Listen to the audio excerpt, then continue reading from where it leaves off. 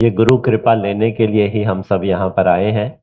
और ये गुरु कृपा प्राप्त होती रहे, पर होती कहाँ है? सत्संग में आने से। होती कहाँ है? साथ संगत की सेवा करने से। जिस प्रकार हरियाली होती है, ऐसे ही कह रहे हैं हमारे जीवन में भी आ जाएगी जी।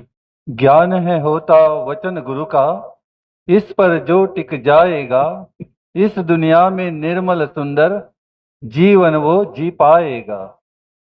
अब गुरु क्या करते हैं, वो इस बात को बता रहे हैं। गुरु क्या करते हैं? गुरु ज्ञान देते हैं। ज्ञान कौन सा देते हैं? ब्रह्म ज्ञान। ब्रह्म ज्ञान क्या होता है? ईश्वर की पहचान।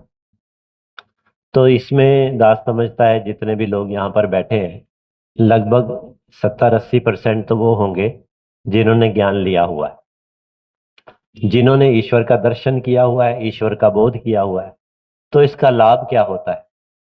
इसका लाभ ये होता है कि जब ईश्वर हमें समझ आ जाती है ना, ईश्वर हमें हर जगह देख रहा है, तो फिर हम गलत काम नहीं करते। जब हम गलत काम नहीं करते हैं, तो हम उसके जो उपभोग करने पड़ेंगे, जो बाद में दंड भुगतने पड़ेंगे, उन सब से बच जाते हैं। अब है क्या, जिनको ज्ञान नहीं मिला उनको गुरु की कृपा से ज्ञान मिल जाता है। लेकिन जिनको ज्ञान मिल गया, सत्संग करने से ज्ञान हृदय में टिक जाता है। और जिसके अंदर ज्ञान टिक जाता है, वो सत्संगत जीवन में ठहराव में आ जाता है, स्थिरता में आ जाता है। अब ज्ञान है क्या, ये तो हम सब सत्संगत सतगुरु की कृपा से समझ रहे हैं। ज्ञान की 3 अवस्थाएं हैं। पहली अवस्था है कि निरंकार को, जैसा निरंकार है, जैसा ईश्वर है, जैसा पारब्रह्म है, जैसा हमने इसके बारे में सुना है, इसको ऐसे का ऐसा देखना। जैसे यहाँ पर भी महापुरुष बताते हैं, बिन पग चले सुने बिनु काना, कर बिन कर्म करे विधि नाना। ऐसा ईश्वर जिसने सारे संसार को अपने बीच में ले रखा है, लेकिन सुई की नोक में से भी निकल जाता है। ऐसा ईश्वर जिसको अग्नि जला नहीं सकती, वायु सुखा नहीं सकती, शस्त्र काट नहीं सकता। अगर ऐसा ईश्वर मिला है, तो ज्ञान मिला है, जो सब जगह है। यहाँ भी है, मेरे घर में भी है, मेरे ऑफिस में भी है।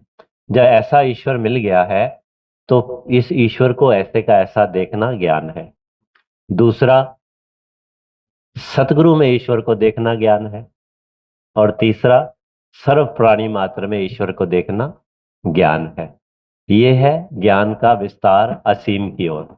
जिसको भी देखें, सत्संग जी, इतिहास में गुरुदेव रविंद्रनाथ टैगोर हुए हैं। उनको किसी ने कहा कि आपके सामने कोई भी आता है, बड़ा आता है, छोटा आता है, किसी जाति का आता है, आप हाथ क्यों जोड़ देते हो? तो उन्होंने कहा, मेरे हाथों को जुड़ जाने की आदत है, मुझे पता नहीं मेरे सामने कौन आया है। ये उन्होंने कहा। लेकिन जो ब्रह्मज्ञानी है, सत्संगत, वो ये कहता है कि मेरे हाथों को जुड़ जाने की आदत है, क्योंकि मुझे पता है मेरे सामने तू आया है। ये ईश्वर ही तो आया हुआ है, सब रूपों में बटा हुआ। गुरु की नजरों में तो कोई ना निर्धन है ना धनवान, गुरु की नजरों में तो होते सारे बंदे एक समान। ये सत्संगत ज्ञान की दृष्टि है। जब ज्ञान टिक जाता है ना, तो फिर कह रहे हैं ये परिवर्तन आता है। आदमी किसी के साथ छल करने से बाज आ जाता है, धोखा करने से बाज आ जाता है, निंदा करने से परहेज करने लग जाता है। ये बहुत बड़े सुख हैं। ये जो विकारों से बच जाना, इससे बड़ी कोई कृपा नहीं होती है। और ये कृपा हमारे ऊपर सतगुरु ने की है। अंत में कैसे कह रहे हैं जी? कहे हरदेव कि गुरु मत वाला, संभल संभल के चलता है, जग का जल की कोठरी से बच के साफ निकलता है। अब सतगुरु कह रहे हैं कि जो मेरा गुरसिक है, वो इस जग काजल की कोठरी में संभल संभल कर चलता है, सीधा सीधा चलता है। तो प्रार्थना यही की जाती है। सीधा कौन सा मार्ग होता है? सीधा मार्ग होता है, हम अपने ग्रस्त के सारे कार्य करें, लेकिन रोज सत्संग में जरूर जाएं। जब इस ईश्वर से जो भी, जहां भी, जैसे भी, हम कहीं भी ईश्वर को जैसे भी मानते हैं ना, तो सतगुरु समझाते हैं अपनी प्रार्थना में एक प्रार्थना शामिल कर लो। यदि तो ईश्वर के दर्शन नहीं हुए, तो ये प्रार्थना शामिल करो कि मुझे पता ही नहीं मेरे लिए क्या अच्छा है क्या बुरा है, मैं तो बस मांगता चले जाता हूं। आज मांगता हूं कि ईश्वर आप मुझे दर्शन दो, आप मुझे अपने दर्शन दो। मैंने सुना है अगर ईश्वर के दर्शन नहीं होते तो आत्मा को फिर 84 लाख के चक्रों में जाना पड़ता है। तो मैं इस बार 84 लाख चक्र में जाना नहीं चाहता। हे ईश्वर आप मुझे दर्शन दो।